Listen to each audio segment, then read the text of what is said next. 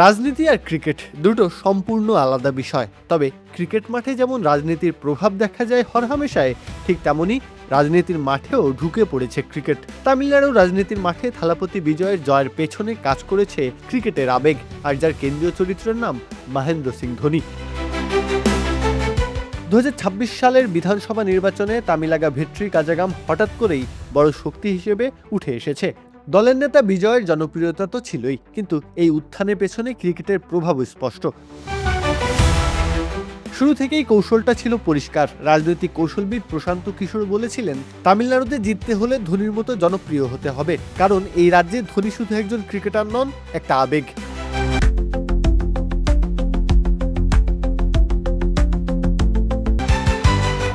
এই জায়গাটাকেই কাজে লাগিয়েছে বিজয়ের দল। তাদের প্রতীক হুইসেল, যেটা শুনলে অনেকের মনে পড়ে যায় সিএসকে স্লোগান হুইসেল পড়ুয়ের কথা। ফলে নির্বাচনী সভাগুলো অনেক সময় ক্রিকেট গ্যালারির মতো মনে হয়েছে। চারিদিকে হলুদ রং, স্লোগান, সব মিলিয়ে এক ধরনের সিএসকে আবহ।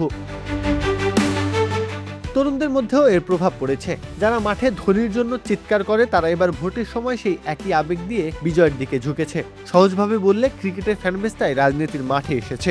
বিজয়ের এই অগ্রযাত্রাকে অনেকেই ধোনির খেলার সঙ্গে তুলনা করছেন। যেমন ধোনির শেষ দিকে ঠান্ডা মাথায় ম্যাচ বের করে আনেন, তেমনি বিজয় ধীরে ধীরে নিজের অবস্থান শক্ত করেছেন। ধোনির ব্যবহার করেছেন পুঙ্খানুপুঙ্খভাবে।